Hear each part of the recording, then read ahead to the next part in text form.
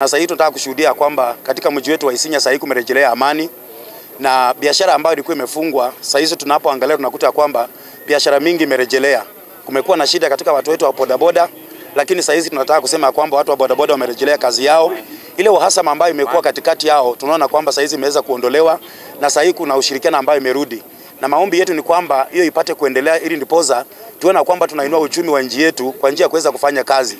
Kwa hivyo naamini kwamba katika sekta ya bodaboda na katika biashara aina mbalimbali tunataka watu washirikiana, waendelee kuwa pamoja, wafanye kazi katika umoja na wafanye kazi katika ushirikiano. Mambo ya kusema huyu ni wa kutoka huku, huyu ni wa kutoka huku, tunajua kwamba sisi wote ni wa Kenya.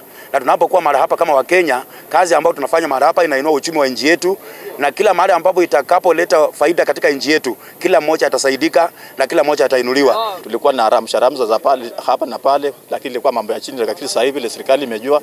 Tunawashukuru, tunawarudishia mkono. Wenye hajafungua maduka tafadhali naomba wafanyabiashara wote warudi kazi rudi kawaida, juu uchumi wetu sasa hivi imerudi chini.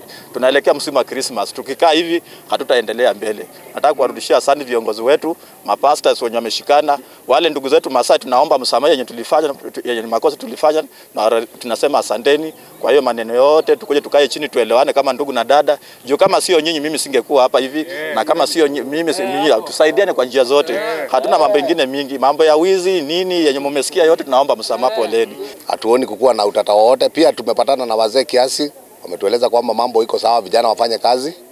Na mimi pia ningetaka tu kusema kitu moja. Wacha tuseme kwamba lazima tuangaliane kwa heshima. Kama vita imeisha, tuheshimiane, tuheshimu pande ile nyingine na wao pia watuheshimu. Na pia wale vijana wenye walikuwa pia wanataka kuja kufanya hii kazi ya bodaboda ambaye sisi tunaifanya, tunaitambua kama kazi, wakuje tufanye kazi kwa pamoja, kwa sababu sisi wote wakiwa na pikipiki na sisi tuko na pikipiki, tutasaidiana. Lazima tusaidiane.